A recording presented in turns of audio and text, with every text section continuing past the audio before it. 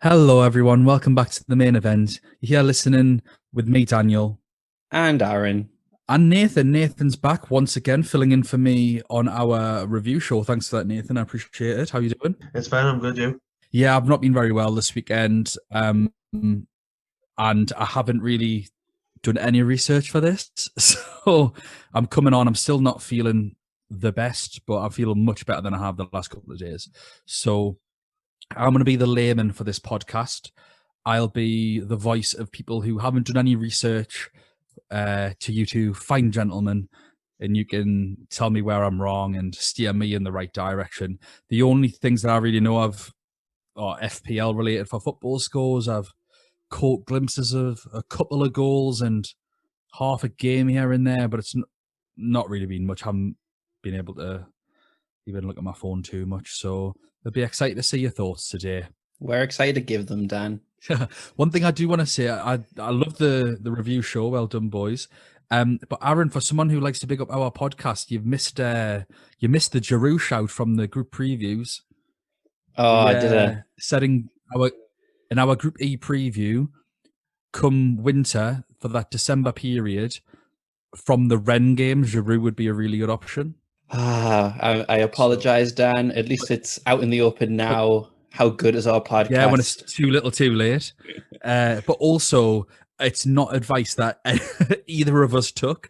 So I think we need these little nuggets that we think of earlier on. I think we might need to write them down and put them somewhere so that we can remember. If just put them as reminders in our phone after week 4, put in Yeah, Giroud. little alarms. Why is the alarm going off at 6 a.m, Daniel? Oh, I've got to put Giroud in my team. It's December. Yeah, Giroud's like the opposite to a bear. He comes out of hibernation in December. Yeah, banging them away. Yeah, that was frustrating, wasn't it? Not as frustrating as me taking out the kettle there last week. That was nailing the coffin. Summed up life. It's not like De Ketelaere done anything since match day 1, and he was playing left back in the league. That's what we were saying, like, because we had to guess your team, so we were like looking at it. We were like, he's got 2 Bruges players. He was looking to get rid of one, in the transfer he made sense on the day, but you just can't guess these rotations. But that's what we're going to try and do today. We're going to try and guess some rotations and some teams that may not rotate, and try and find some good transfer options for match day 6. We're not going to focus on wild cards as much, but we're hoping that the advice that we give can help for those who are still planning on using a wild card or have saved it for this game week. But we're hoping that we can help with that, but we're not focusing on it this game week. Just kind of who can we get some last minute points to try and not fall down the ranks with low scores, which I'm quite worried about. I don't know how you two feel, but I'm worried that this is going to be another scoring game week. It's going to be another 2020 week, isn't it? I think we are set for another low scoring week, but I think everyone is, other than those wild card. And what we've got now is a situation where the brave will wild card and get most likely really good returns, but then they're selling themselves short for the knockout stages. But then they might not even need it for the knockout stages. So it's one of those things of just go with whatever you feel comfortable with. But you've got to have a plan if you want a wild card. You can't just go out and willy-nilly start picking players. You have to have a plan. And I think a very reasonable plan would be to just go for the numerical advantage of knowing that players are playing by picking as many players from the early Tuesday and Wednesday games as possible, so that you know who is starting and who isn't. You've got, out of that lot, 8 teams to pick from. Genuinely go with nearly 2 from each. Not quite, because I'm sure Mitchell and on the early kickoffs, but and then at least you know they're going to play. The amount. How many people playing this week? 6. Yeah, I had 6 people play. Like, even if you just had 11 people playing, let's say they all got 2 points, it's still an extra 10 points on top of what you had, which isn't great, but it's not so disastrous. It's still, when we say how important 1 point is, just get people that are playing. Sometimes Depends on what you're trying to do. If you're trying to consolidate, that'll be a really good plan. Obviously, if you're trying to rise the ranks and you really need to push, then you're going to have to take risks. And hopefully we can help with the risks. Yeah, exactly. So I guess I'm just gonna, for the purposes of the podcast and the flow, similar to the review, I think we should focus on the games that are gonna have stronger teams, so that we don't have to worry about them as much. And so I went through the fixtures and the tables and tried to highlight teams that are probably going to play their strongest 11, knowing that their premium options are safe. And so, starting with the games on Tuesday, I've got Lazio and Bruges against each other, but they're probably both going to play their strongest 11s. So Immobile seems like he'll be a good option for a lot of people, especially with the potential of a Haaland injury. It could save you money as well, and for another transfer that you might want to try and fund, and he's in good form. In Bruges, you've got a few good budget options there who keep playing, and I don't know how this game's going to go. Lazio unbeaten so far this group stage, so they've got the form, and they won again on the weekend as well. Immobile scoring there as well. So what are your guys' thoughts on that game in specific? 'Cause that's one of the early kickoffs on the Tuesday. I think Lazio will win it, but I think another standout player that we kind of overlooked a bit is Milinkovic-Savic. He got another goal and an assist on the weekend, which just depends on what his price is, really. 8 million. He's just back from injury. No, I was going to say, I don't know if he'll play. I don't know if when you're back from injury playing. He played midweek twice as in a well. week. I was going to say he played midweek as well. It's a lot of games. I don't know. He might play. The good thing is we don't need to even dispute this because we'll know if he's going to play or not. That's the beauty of this game. It's the same with the Bruges options. We know who to go for. We know that if Teketela's playing an attacking position, get him. If Vanaken is playing, try and get him. But like, look at who the forward is. As a Bonaventura, you can get him. They're the ones to go for. Don't be messing around with anyone else. I wouldn't even go Vormer anymore. And Vormer's also got an orange flag because he's in my team. We know who to go for now. No messing around. And for this game, we know who will be playing. So hold off on your transfers, and unless obviously you're on a wild card and you're messing around. But other than that, just hold off until we've got the team news. Yeah, definitely. Especially with all the previous COVID cases with Lazio. So I've had them two as players who, as teams that are going to play their strongest 11. Zenit will as well, but I don't think they matter. There's no one there really, other than I have Dortmund as playing a weekend 11, and that might help Barrios. Like, because he's not playing against their top tier attacking talent, even though they have a very good depth of attacking talent, because it's not the top guys.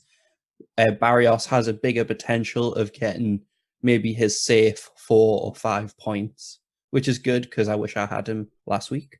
For other games on that day, we've got Group H. I've got all of these teams as playing strongest 11s because you've got 3 teams who could potentially qualify. You've got Leipzig versus Manchester United in Germany. Manchester United resting some of their players from the starting 11, but then having to bring them back in to try and do that comeback against West Ham on the weekend. And Leipzig drawing 3-3 with Bayern Munich. Very entertaining game. What are your guys' thoughts on this game? I think you're looking at a Leipzig win, but I think it'll be narrow because it seems like if you look at the last 2 games, they're just leaking goals. Yes, one was against a very good Bayern team, not putting that past them, but they conceded 3 against Istanbul. So realistically, I think there will be goals in it. So the Man United goal scoring options are always a shout, but I do see Leipzig winning it. I'm beyond trying to predict either of these 2 teams. Yeah, they're just so unpredictable. It's just let it go. Just relax and let it go, and what will be, will be. So many song references in that. I was just saying, how many? Yes, with that, just if you've got them, stick with them. The only players I'd rush to be getting would, if I don't have them, would be Marcus Rashford or Bruno Fernandes. I wouldn't rush to get anyone. I don't see either team keeping a clean sheet. I've got no idea who's going to win. Probably a 2-2 draw or something, knowing these two. Like, for Bants, probably say, like, Leipzig will go into half-time, 2-0 up, and Man United will stage another comeback and draw 2-2 and qualify with a draw by the skin of the teeth again and something like that. I mean, I do hope that they are playing their strongest teams. The Tuesday, Wednesday fixtures last week were a bit of a drag. It was I am starting to get to that point with football where there is so much of it now, and trying to watch it all, it's just, you can't do it. You've just got to pick your moments. I am looking forward to Saturdays getting back to normal, where it's 3:00 fixtures and it's all happening at once in one, like, 2-hour stint with, maybe one game before, one game after, something like that. But it's just, there's just so much of it. So when you've got these big teams resting players, it's just not good. It's not good for anyone. So I hope that these two come out all guns blazing and just smash each other to bits. Mm-hmm. Angelino got another assist on the weekend. Beautiful cross to Forsberg. Beautiful header. And Kunku scored. Just really, it was good Leipzig performance. To be fair, it took they pushed Bayern Munich to their limits, and I think you've got more chance of predicting Nagelsmann's suit than you do predicting the score of this game. Yeah, I think Leipzig will be raring to go to get revenge on Manchester United, because they know that at their best, they are not a 5-0 defeat team. Like, they know they're better than that. Yeah. So it'll be interesting to see what they do. But in terms of players that I would suggest, like what you were saying, Dan, Bruno Fernandes, Rashford, that's it for Manchester United, in my opinion. You don't know who's going to play up front. You don't know whether it's going to be Martial, Cavani. So don't chance it. For Leipzig, Angelino, if you've got him in your team, keep him. And in terms of their attacking options, I think they've got so many, but I think Paulson will be quite interesting against Maguire, because both of them are quite bullish in their approach. So I think that'll be an interesting battle, but I wouldn't pick Paulson over another striker that is around that price point, especially with so many teams not playing their top strikers. There's a couple of other budget options that are probably better. But in terms of the other games in this group, Paris Saint-Germain versus Istanbul. Paris Saint-Germain have left it late, but if they could pick any game to finish it off and seal their own fate, it is this game. However, Istanbul have not been making it easy for these teams, and so Paris Saint-Germain, they'll probably have to play their strongest team, but I think there might be a little bit of rotation in there, just with a couple positions and stuff like that. But because they know that Istanbul are a harder team that a lot of people give them credit for. But what are your guys' thoughts on this game in particular? Is there anyone here that you've got in your plans? Looking at PSG's team from the weekend, it was quite rested. Mbappe didn't start in that, but for me, I think I can't look past Moise Kean. I think he'll play, and I think he might get a goal or two. I'd agree with Nathan. If you're going to go for someone, I think Moise Kean is tremendous, especially with other forwards either having non-favourable fixtures or getting rested. I think Moise Kean could be a really good way to go, and for his price point, everyone can afford him. There's not one person playing this game that can't get him in one transfer. Mm-hmm. So I think he'd be a great option, especially against Istanbul, who, fair play to them, have been causing defences some issues now, but their defence themselves has just completely capitulated. So why not go PSG attackers? Yeah, and that's the thing. Paris Saint-Germain have to go all out. Otherwise, if they don't and lose, then they deserve their own fate. Like, they deserve the Europa League, because, again, that's their arrogance. Or the naivety of the management and stuff like that, because they know that they can beat most of the teams that are put in front of them, And so because of that, I think that they don't play to their full potential, but they have to. And I think that means that people like Neymar, Mbappe, they have to perform. And whether they choose to go and rest players from there once the result is in the bag, who knows? But Marquinhos as well, he's a good pick, I think. You've also got Florenzi, who was rested on the weekend, who's been playing all their games at right back. He's had a few shots from distance in their last game against Man U, so he could potentially get a return for 5 million. But I agree with you both at Moise Kean, and I would probably pick him over Paulson, and he's 2 million cheaper. So you could have, like, if you were going from a 10, 11 million striker to Kean, you have a lot of budget to play with. Yeah. And so that would be my thoughts on this group. For the rest of Tuesday, there's a few dead rubber games, in my opinion. There's a couple of teams I'm not sure about. Like, I'm not sure about Barcelona versus Juventus. I don't know how that is going to go. That group is kind of sorted as well. And there's all the other qualified teams that I'm really not sure about who they're going to play. Chelsea, Sevilla. We'll go through some of these teams while we're on Tuesday. Barcelona versus Juventus. Barcelona losing on the weekend. Not going well at all, really. And there's all of the drama from the higher ups saying that Messi should have been sold and stuff like that. So it seems to be messy right now. And Juventus... Laughing at your own joke there, Aaron. Oh, Aaron. I didn't realise I made it. It all seems messy. Robert Lewandowski looking around. Just imagine you sat there behind your desk with the old Action Man eyes. You know, you could like move the little thing from side to side and his eyes just waiting for someone to giggle. Proper shifty. Just keep repeating the joke until someone please laugh. But Juventus won the Turin derby on the weekend. They left it late, with Weston McKennie scoring and Bonucci in the end scoring as well. I just don't know. This game puts me off. I don't want any of these players, in my opinion. Like, I think it's one of them where if you've got the player actually starting, then great. You're probably going to get a good few points from ball recovery and maybe some attacking returns as well. But I'm not going to go out my way and try and get these players in. I don't know how you two feel. I'm the same. I've got one from each team anyway.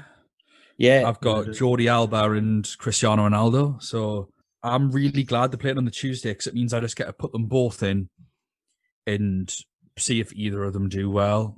And obviously, if one of them doesn't, I can, that's an easy substitute right there. It's just a case of I'm glad they're playing on the Tuesday because if they don't play or if they don't do well, I can get them out on the Wednesday. I don't really want a wild card. It's just a pain in the backside game week 6 when there's nothing to play for. And next year, I'm definitely playing the game differently. I know how I want to play it. I know exactly what I'm doing already, just as a tactic. Mm-hmm. It's just a case of with Jordi Alba, I've got no idea if he's going to be playing or not. I'm hoping he will because Barcelona have got so many defensive issues at the moment. Barcelona's home form isn't that bad. Their away form is dreadful. So I'd expect Barcelona to come away with a win here. I'm hoping. The one thing, I tell you what though, right? We obviously play this game for fun. And the one thing I'm really happy with is I've got Ronaldo. I hope Messi plays. I hope it's Messi versus Ronaldo. And I'm personally Ronaldo over Messi. I'm not saying like, oh, who's the best or whatever, because it's such a ridiculous question to ask anyone. It's an impossible question to ask with a serious answer. But just in terms of who do I prefer Ronaldo over Messi, and I like having him in my team.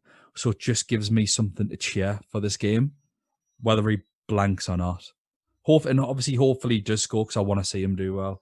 And yeah, I mean, I don't know if I've mentioned before, I don't even know whether Jordi Alba will be playing or not. Ronaldo will be playing.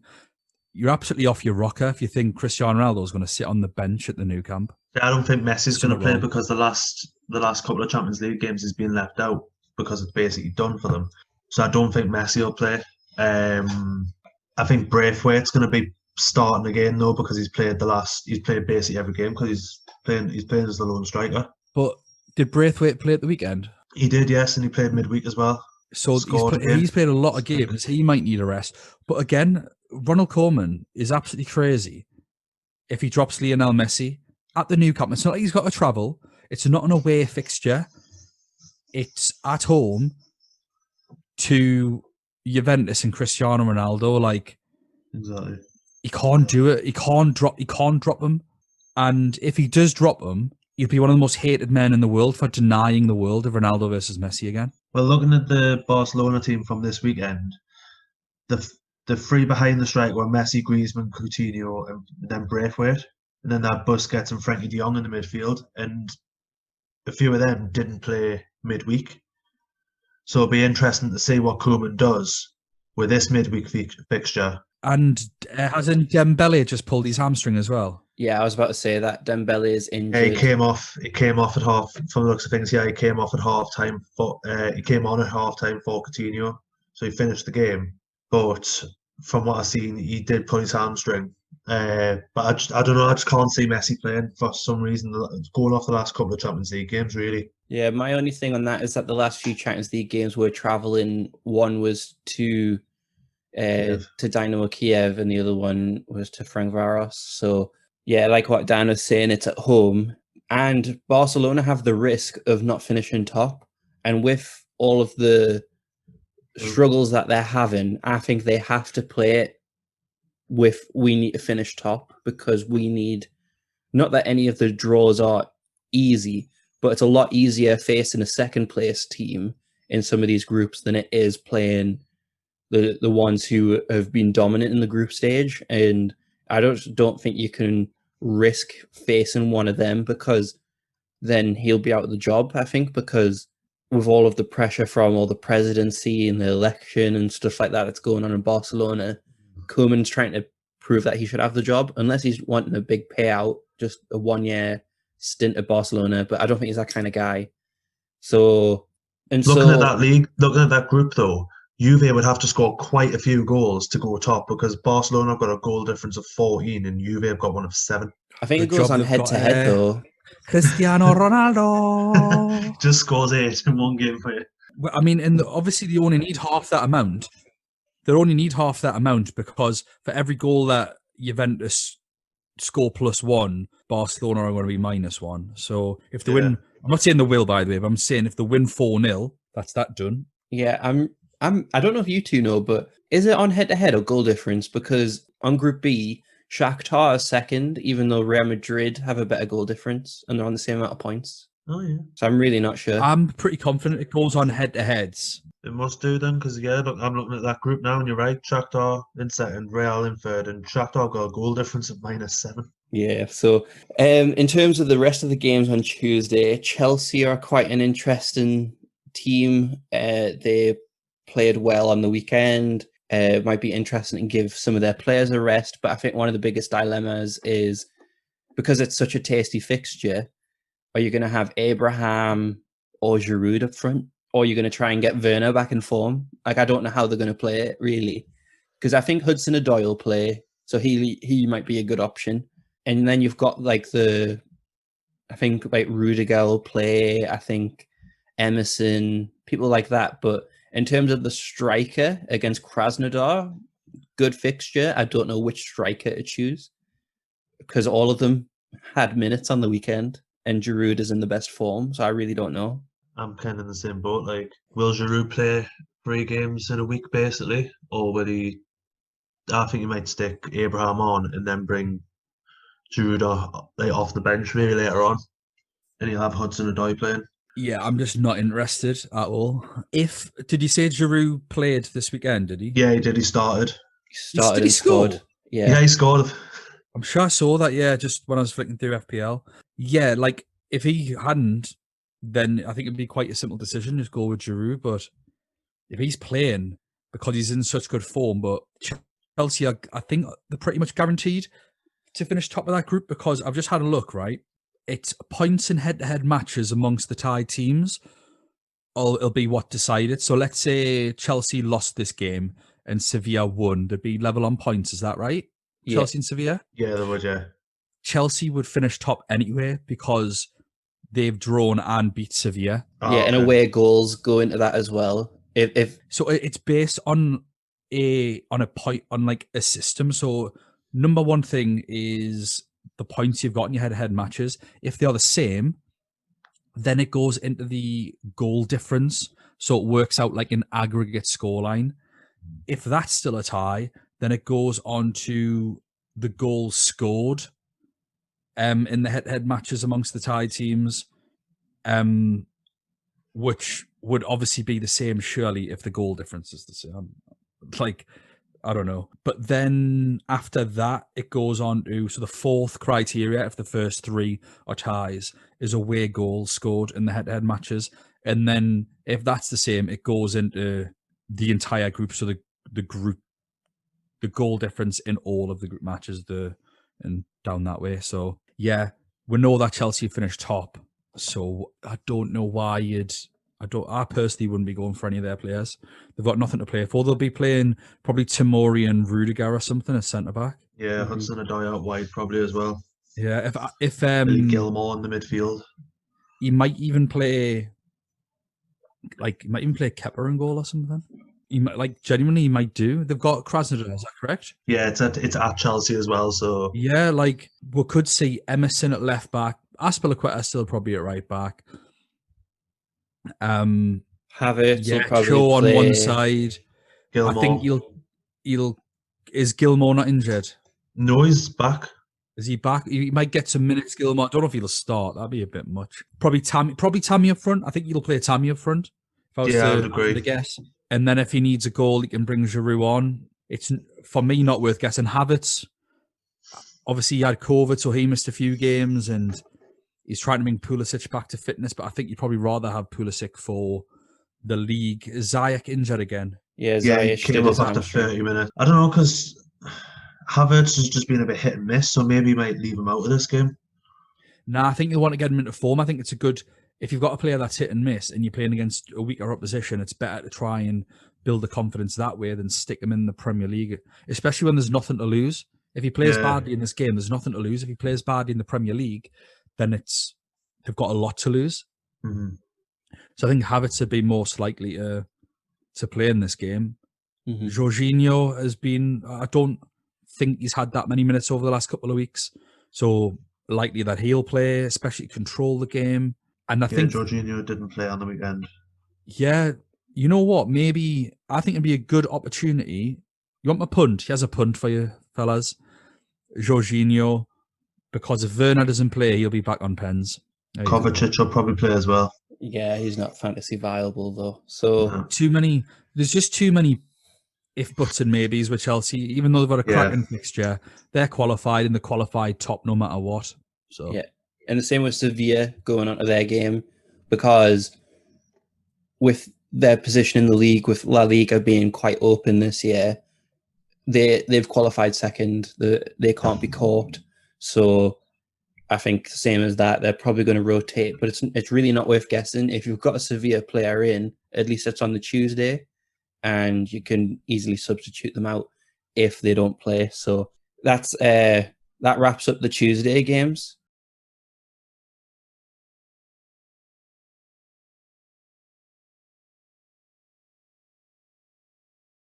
So moving on to the Wednesday fixtures, there's a big group where any of these teams can qualify. So there's a lot to play for. That's Group B, starting off with Real Madrid versus Mönchengladbach. Real Madrid at home. They won on the weekend against Sevilla. So that was a good game. And it's just total contrast to what we saw in the Champions League, really. They were defensively solid, good performances, and Mönchengladbach are in form, really. Like, they're very explosive, as we've seen. However, they drew 2-2 against Freiburg. But as doing my research on that game, Mönchengladbach have not won away in against Freiburg in 13 seasons. So they've picked up no points in that game. So the fact that they got a draw is a sign of improvement, I guess, if you want to look on the positive side. But all of the German media are very happy about that. result, thinking that 2-2 was a good result. So I guess Freiburg's their bogey team, but so much to really dissect in that game. What are your guys' thoughts about the game, first of all, and then we'll go into some fantasy options? I think Mönchengladbach are going to win it and they're going to go through. Yeah, I think it's going to be another interesting one that's just impossible to call in this group. If I was leaning one way, I would say Mönchengladbach, but I honestly think it's probably going to be a draw. Zidane is going to be off his rocker to not play Casemiro again. So what happens when he doesn't play? He's Real Madrid's second most important player, probably after Sergio Ramos, maybe Benzema. But even so, without a pillar to build upon, Benzema isn't allowed to do his work. So it all depends on Casemiro playing. I think if he does play, I can see this turning into another like 2-2 draw or something like that. If he doesn't play, then I think Mönchengladbach will run away with it. Play on Thuram, we'll just rip through them again, I think. And that's the risk, isn't it? It's the risk of, because last week we were pretty sure that Real Madrid would play their full starting 11. Like, I know that Casemiro was recovering from COVID, wasn't he? So getting his fitness back and stuff like that from traveling from Brazil, but it showed, and that's I think what the biggest indicator is that they lost to Shakhtar. Casemiro didn't play, but they beat Sevilla, looked solid, and that's because Casemiro played the full 90. So, like, without Ramos, I think it's criminal that you don't play Casemiro. Yeah. So, I don't understand it, to be honest, but he has to be played. And I think another indicator is whether Varane is World Cup winning Varane or whether he is mistake against Shakhtar Varane. I don't know which one we're going to get, but it's that kind of unpredictability. It's that kind of unpredictability that makes this game really, really intriguing, because it has so much implications on qualification. Obviously, Mönchengladbach are in the position of strength, knowing that the other game might go their way as well, and it would take a lot for them to not qualify. But this game finished 2-2 last time, and it was a really late Real Madrid surge at the end that got them it. So Yeah. I can't call it, but in terms of fantasy players, obviously you run the risk, because it's on the Wednesday, of falling into last week's trap where people like Casemiro didn't play and we were kind of expecting them to. So do you have anyone that jumps off the page in terms of these two teams? Alisson player, Marcus Thuram. Lars Stindl and Casemiro. No way he's not playing Casemiro. I think Zidane probably thought they were going to smash Shakhtar after their last two results against Mönchengladbach. Completely underestimated them, and they give him a good hiding. I can't see him doing that against the group leaders when he needs a win. I think a draw is good enough if Inter beat Shakhtar. I think. It would go, yeah, if that was the case, it would go on the head-to-head between Real Madrid and Inter Milan. Which Real Madrid have won, is that right? Did Real Madrid win both those games? Real have won both, yeah. Yeah, Real Madrid won both. So you can't afford to... Well, I mean, I suppose this is one of them games, isn't it, where if it's a draw, they can both go through. Mm-hmm. But they need Inter to beat Shakhtar. And I don't think that they'll want to rest on that result. It's just going to be a nightmare to predict again. But Casemiro's not in it for anything other than his beautiful ball recoveries, which I think he's only got loads of against Mönchengladbach. And he got a goal and assist in the last game against them. Mm-hmm. Yeah, I can see it just being the same as the last time, another 2-2 draw. Yeah, he got 12 points against them last time, and that's even with picking up a yellow card. So solid option. And he's still, I think he's 6.2, 6.3, not sure. And I think he's a good price option for the teams that are rotating. So Casemiro should definitely be in there. And when we were talking about before about Poulsen being around 8 million, you've got the two Munching Gladbach strikers, Thuram and Play, who are around about 8.5. And I think they're better options than Poulsen because of obviously Manchester United's unpredictability. So this is an exciting game though in terms of watching it. But someone who is a good option as well, Stindl, he's got a price rise, 8.2 from the last game week. However, he only got 1 point last week. So, and he didn't play, he played 79 minutes against Real Madrid last time and got 2 points.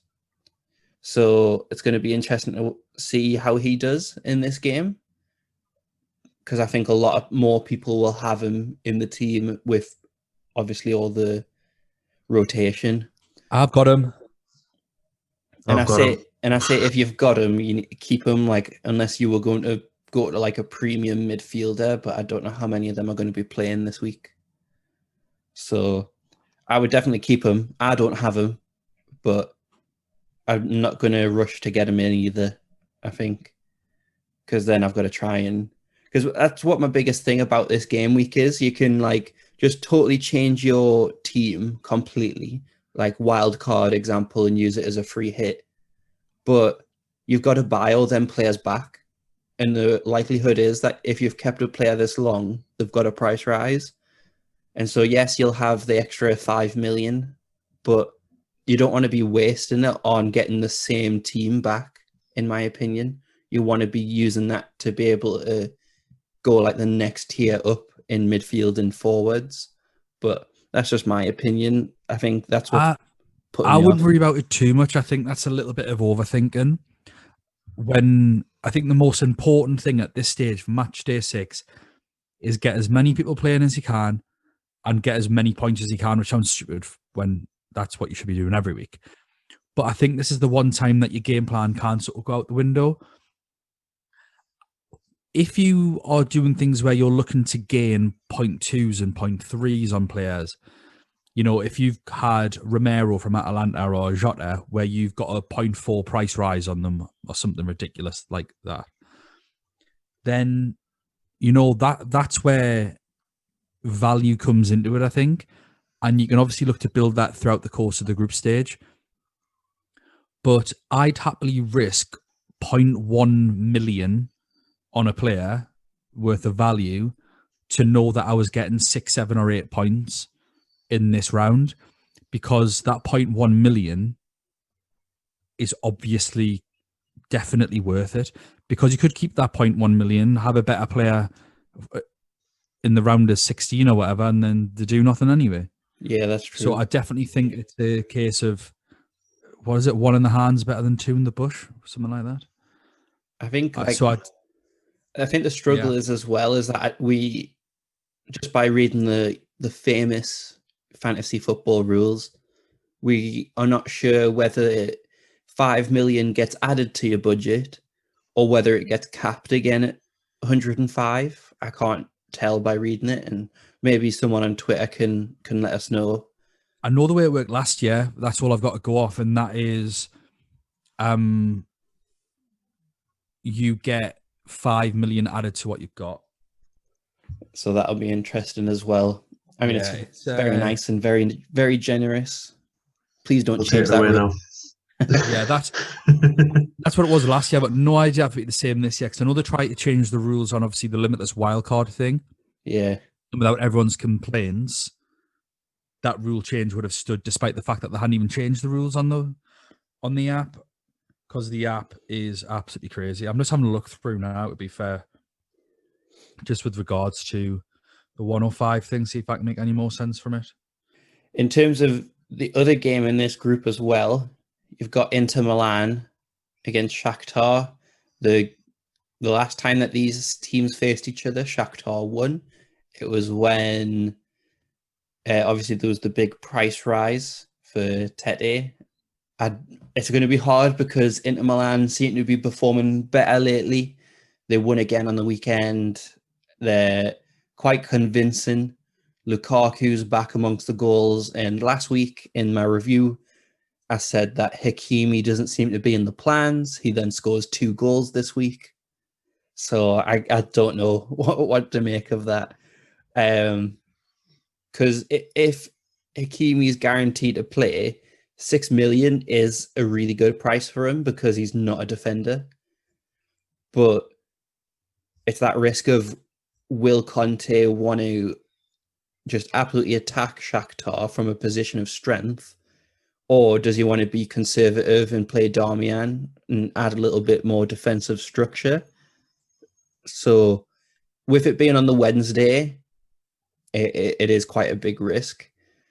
But there are not many premium defenders that I can think about that are going to play off the top of my head. So it'll be quite interesting to see who actually plays and who doesn't, which is why people like Marquinhos have more appeal this week, in my opinion. But Shakhtar have been providing upsets against all of these teams except against Mönchengladbach.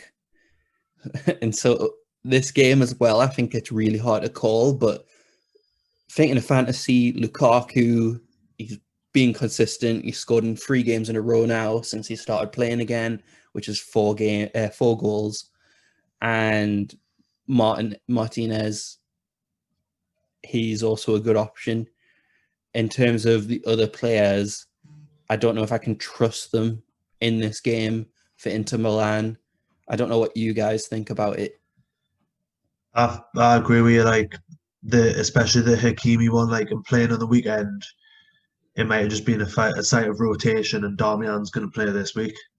So I wouldn't be like going all out to try and get Hakimi. I think Lukaku would just be the only shout for me. Yeah, Lukaku would be the only one that I'd ever be interested in from that team. And Martinez as well, but I'd go Lukaku over Martinez. His goals last week in the Champions League, his second goal was with his right foot as well, his weak foot. You wouldn't tell. His finishing's massively improved since his days at Everton and Man United. That was always a little bit of an issue for him. But his first touch has improved as well. Yeah. I think he's a much better player now. He's had a price drop as well. So has he? 10.8. So he's looking around about the price tag of Immobile. And so it's whether you want to weigh up, do you want to play Lukaku or Immobile? That's going to be a tough shout. Yeah. Well, we all need to get rid of Haaland, don't we? So that's the... Yeah. I've already done it. You've already done it? I don't want to talk about it. Who you put in? Immobile. It's not the worst shout, but I mean, he's got an early game, so... I know. I kind of forgot and, done my rookie mistake of, transfer happy. I wouldn't worry about Nathan. Last week, an hour before deadline, I press confirmed on Casemiro. And he wasn't playing. At least we didn't do a Cameron, though. I was literally just sat there going, what have I done? As soon as I did it, I was thinking, why did I do that? And I was like, oh, it's a good job it's Casemiro and he's going to play. And I saw him come out, I was like, you're an idiot, Daniel. You're an absolute idiot. What is happening? Just had a momentary lapse of concentration. I've got one transfer left. Like I haven't done my second one yet because I don't know really where I'm going with it because I'm swaying towards, obviously, again, we're going to talk about, I'm swaying towards Romero. Yeah, I'm thinking of Romero, and I'm also looking. Voma's got a big fat orange flag on him, so gratefully he's got an early kickoff. So if he doesn't play, then I might take a hit. I don't mind -4. I'm debating that with Coleman because I've got Coleman as well, and I really don't think he's going to play. Yeah, that's the struggle, isn't it? So we've already touched on it, but the early kickoffs for Wednesday, you've got one game where the teams are probably going to be rotated, and you've got the other one which is all on the line. So Ajax versus Atalanta, early kickoff gives us an advantage when we make our subs. Romero is a great option. I said that last week on the review that, well, it's actually no secret to get him in. He's the highest points player, him and Rashford. So it's not. It doesn't take a genius to get him in your team, but he adds game week 6 value as well because he's going to play this game week against Ajax that are going to be very attacking. So it's either going to go very great for him as what it has been going so far in the tournament, and he's been averaging about 10 points a game, or they're going to get loads of goals against them and he's going to get a few minus points. But with the amount of ball recoveries, I think it'll offset and you'll still be a good defender to have for this game week. Is anyone else from this game that you're interested in bringing in? Priori, maybe? For Ajax? Yeah, if he plays. But that's the problem. If he again, no chance would I even consider him when he hasn't been playing, and it's a Wednesday game. It's not for puns. It just if anything, if I had him, I'd get rid of him, even if he was playing. Just it's not worth it. Not worth it at all. I think obviously I've got Hateboer, which is probably enough for me in this game. I've got Gomez as well. I've still got Alejandro Gomez. I know he fell out with Gasperini during the last game, so I don't know if they've kissed and made up. Did he play at the weekend, Aaron? Well, that's the thing. Atalanta didn't have a game on the weekend.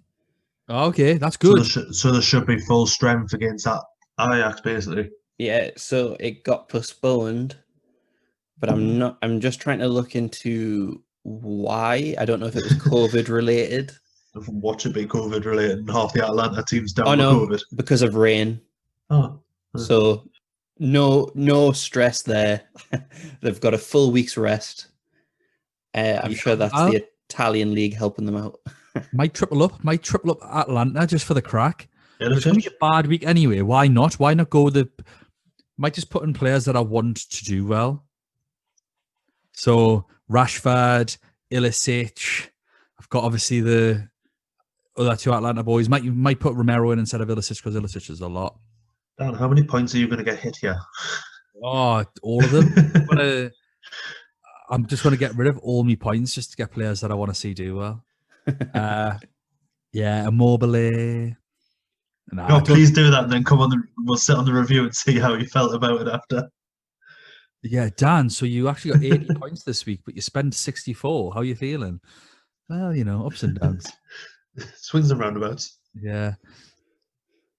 And then, with Atalanta, with them not playing this weekend, I didn't actually know that. It's just bad on my part for being the Italian correspondent. Oh, very dare. That's it. You're out the fans group. They're going to kick you out one of reason fans and league. one reason only, Aaron. But I don't know which Atalanta are going to turn up though, because they have been very hit and miss. You've got the team that lost 5-0 to Liverpool, and then you've got the team that beat Liverpool with a clean sheet. So you're like, which one is going to turn up? Yeah, I just don't know, to be honest. I'm not going to go out and transfer anyone in. Well, actually, I lie. I'm going to get Romero in. Follow my own advice. But so that'll give my only hesitation for that is that I've got Sportiello in goal, Hateboer, and Romero. So that's a triple up in defence. I've already got triple. I can't get him in. I've got Sportiello already. Oh. And I wouldn't even play him. That's the annoying thing, because I played Banu. Oh, no. And I want him because I think he's going to get a price rise after scoring. The struggles. So I am probably still going to get Romero in, just following my advice from the review podcast. Just get more money and get that value at cheap. So that's it for that game, in my opinion. Ajax, though, quite comfortable. I think you kind of know who their starting 11 is going to be because it's been pretty consistent in the Champions League. So you've got like Tadic. He's probably going to play unless there's a COVID case I'm not aware of, which is normally the case. Onana is probably going to make another mistake. Onana. But Tagliafico, 5 million, not really done anything. He's not repeated his heroics from last season's Champions League. But that's the thing, like, Ajax are just such a good team unit. There's not really like a standout player. I don't know what your guys' thoughts are, but there's no one I would agree there. I need to get him in because they are a good team. I'd say Tadic should be the one, but again, you can only have so many forwards. How many you And realistically Tadic is 9.1 million. Yeah, priced out of it. Yeah, that's what I think as well. On the other game of this group, the other early kickoff, Midtjylland versus Liverpool in Germany. In Dortmund. I think that Liverpool will definitely play a rotated team, and if they don't, Klopp has he just has no opinion when it comes to injuries ever again. Yeah, you can pipe down and get on with it like everyone else does. Yeah, we should probably mention that Nathan in the group chat has been very, very hateful towards Liverpool over the past few weeks for some reason. Not Liverpool in general, just Klopp and his ego. Oh God.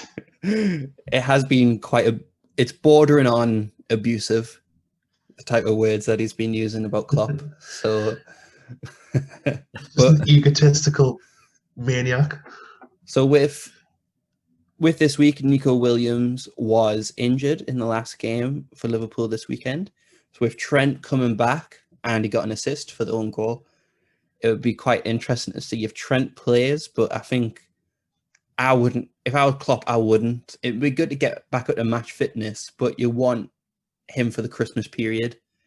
So, yeah, that's why I think Trent will play though for the match fitness, because he only had a few, like, what was it, 20 minutes against Wolves? Yeah, but he still kept a clean sheet and was solid. True.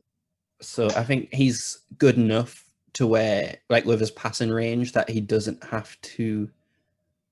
Like, yes, there's like the little few inches of sharpness might come back, but I don't think because of how good he is, I don't think there's too much that he'll have to do to get back to his best. But that's just my opinion. I think Jota will definitely start because he was on the bench on the weekend.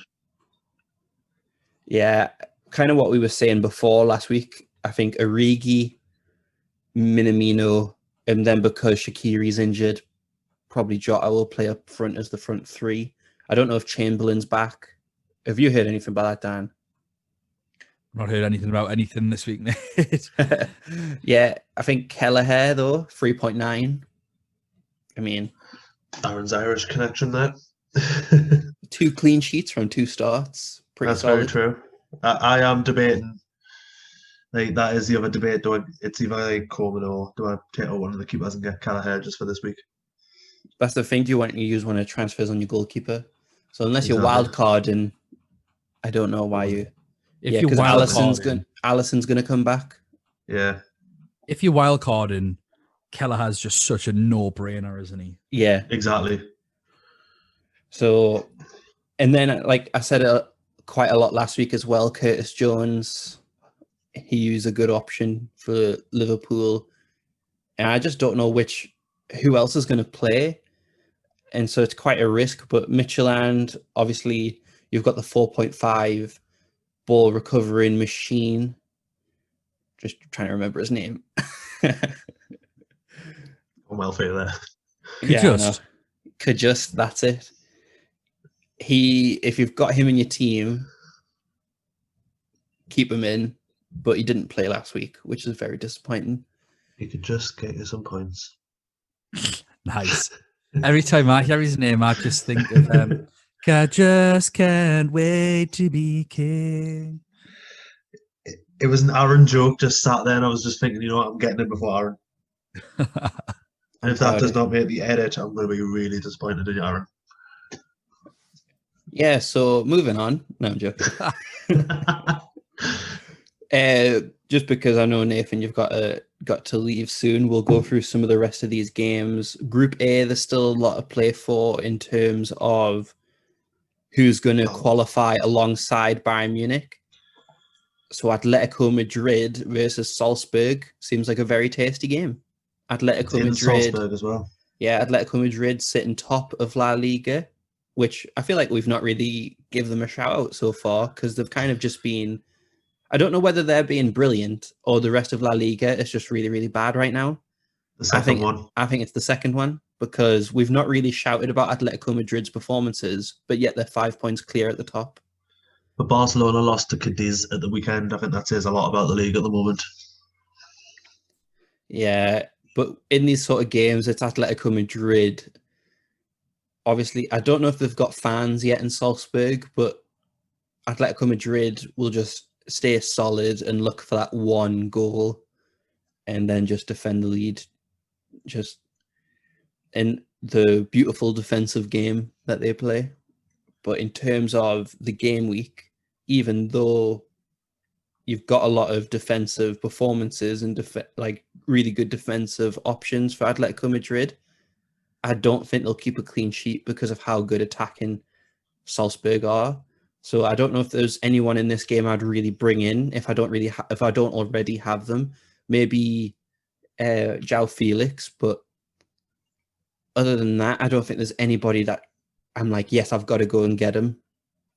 I mean, do you guys know anyone who you would recommend? No, I'd think about the same. I'd be on the same wavelength as you. If I haven't got them in, I'm not going to rush out, but I need them. Mm-hmm. Yeah, I'm in no rush to get anyone. Yeah, but what do you think about the result? What do you think it'll be? Oh no, we'll talk about that 2-1. after. I'll edit that out. And then moving on to the rest of the games, Bayern Munich are going to be very rotated. They played a rotated team last game, but they're just quality all throughout the squad. So I think you're still going to get. Oh, breathing. All right. So you've got Sane playing. You've got Muller played. Coleman played. Yeah. So, well, not last week. Oh no, not last week. I'm on about the weekend. Coleman and that played, so I don't think they're going to play this week. Yeah, I think it'll just be Sane, which is a good midfield option. You've got Gnabry, who could potentially play, but I don't fancy the risk because it's on the Wednesday. If it was on a Tuesday, I would get a few of these players in, especially if I was wildcarding. But I'm not going to chance it. But see, this is one of the debates I'm having. I've got Coleman in my team at the moment. I don't know whether to just bench him or to just transfer him out, but then I might want him for the later rounds. Yeah, what's your opinion, Dan? Again, it's just I want nothing to do with this group at all. I've got Coleman. I don't really want him in, but I can't really get rid of him at the minute. I think he would be on my sell list if Vorma's fit and playing. If not, then it'll be Vorma going. But if I've got the option to, then I think I would be getting rid of Coleman and going for someone else. But then again, if he plays, I'm screwed because he'll do well. Yeah. Like the ceiling is so high for these Bayern Munich players. It's just whether they play or not. It's kind of like the Pep Roulette, which brings us on nicely to the Pep Roulette. I think this will be fully rotated, but I think it gives like players like Foden a really good chance of playing because he didn't play at all on the weekend. Again.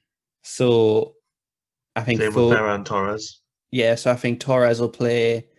I think Foden will play. And I think Zinchenko, Walker didn't play, but I'm really not sure about whether he will or not. Laporte didn't play either. It's just hard. You just can't predict Pep Roulette. Exactly. But in terms of, if I did have to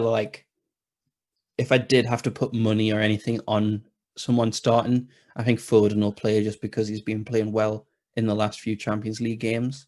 Same with Torres. I'd say Torres is a definite starter up front. And we're going to enjoy listening to that when it comes to team selection time and we get the lineups and we're all wrong. Yeah. So, but for those who have listened to that advice and are like, all right, that's what I needed, I'm going to go and get Foden. Just try and get someone else. Just save yourself the heartache. Aaron's sorry. If you've already done it, Aaron is sorry. I wouldn't risk it. There's just better options, in my opinion. So punty, isn't it? Mm-hmm. Yeah.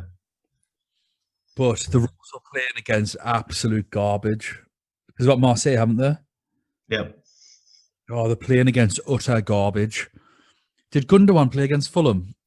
None of my players want to play again, man. I'm fuming. It's because it just seemed so clear and obvious, and yet here we are. I'm never doing it again. Gundogan had played 18 Champions League games in a row. I get him in and play. It's unbelievable. You've ruined his Champions League record. He played the full 90 on the weekend. He's definitely not playing. Yeah, Man City did not use a single substitute. I think that says it all for Dan. Then. Yeah. I didn't get us started on Pep wanting 25 subs either. What a knob.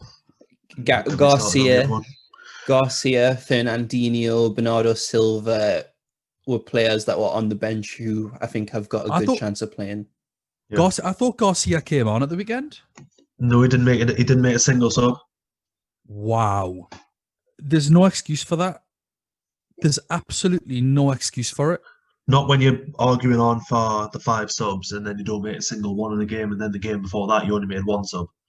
And throw on Doyle or something up front, give him a chance for half an hour when you're beating the worst team in the league or second worst team in the league, whatever they are. Yeah, what about Marseille or the Premier League team that they played? Yeah. I think Torres would be a good shout then. Yeah. I've got him. Torres would be the one I'd go for personally. I've got him in my team, so I'm just going to keep him. Yeah, I think he'll play up front with Aguero being injured again. Yeah.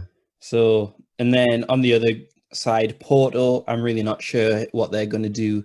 But obviously, you've got Olympiacos and Marseille who will play their full-strength team. So for them, I would look at who played last week for them and go from there.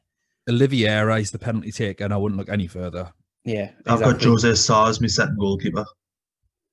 So I'll have to make a choice on which one goes in, if it's going to be Sarr or Onana. Both of them play on the same day, don't they? Exactly. I mean, how are you in that situation for a start, Nathan, where you've got 2 goalkeepers on the same day? It's me. You've got Moranchuk as well for Loco Moscow, who pretty consistent as well, if you were looking for another midfield option. But that concludes all of these group. If you do have any questions about who to start, get in touch with us either by leaving a comment on the YouTube video or getting in touch with us on Twitter at UCL Fantasy Pod. So just for the last few minutes, we'll go through some predictions real quick. So we'll start with Tuesday, early kickoffs, Zenit versus Dortmund. We'll go Dan, then Nathan. Zenit Dortmund, I'll go 2-1 Dortmund. 2-1 Dortmund. I think 3-1. Lazio Bruges. I'll go with 1-1. 3-1. Lazio. I think Lazio will win 2-0. Barcelona versus Juventus. I'm going to go with Juventus 2-1. Juventus 2-0. Barcelona 3-1. Chelsea Krasnodar. Chelsea to win 2-0. Chelsea 4-0. I think 3-1 to Chelsea. Leipzig Manchester United. 2-2. 3-2 Leipzig. I think 3-1 Manchester United. Dynamo Kiev Ferencváros. I'm going to go 1-1. 1-0 Ferencváros. Yeah, I'm going to go 1-0 Ferencváros. PSG Istanbul. PSG to win 2-1. 3-1 PSG. I think 4-0 PSG. Rennes Sevilla. I think Rennes will win 2-1. 1-1. Sevilla 2-1 for me. Then on a Wednesday, Midtjylland Liverpool. Liverpool to win 2-0. Yeah, 2-0 Liverpool. Boring. I'm going to go 2-0 as well. Ajax on it. Ajax Atalanta. Come on, Atalanta. I'm going 3-1. I'm going 3-1 as well, Atlanta. I think 2-1 for Atalanta. Bayern Munich, Loco Moscow. 1-0 Munich. 2-0 Munich. 3-1 for me for Bayern Munich. Real Madrid, Munching Gladbach. I'll go with 2-2. 2-1 Munching Gladbach. 2-1 Real Madrid. Okay, less than a minute left for the last 4 games. Salzburg, Atletico Madrid. 2-1 Salzburg. 1-0 Atletico. 1-0 Atletico. Man City, Marseille. 2-0 Man City. 3-0 City. I'm going to go 3-0. City, Inter Milan, Shakhtar. 2-1 Inter. 2-1 Shakhtar. 3-1 Inter. Olympiacos, Porto. 0-0. 1-0 Porto. 1-0 Porto. All I'm right, also guys. I mind 1-0 Porto. Thanks, guys, for tuning into this episode of the Main Event podcast. Follow us on Twitter at UCL Fantasy Pod, and hope everyone has a good game week. Have fun, everyone. Bye.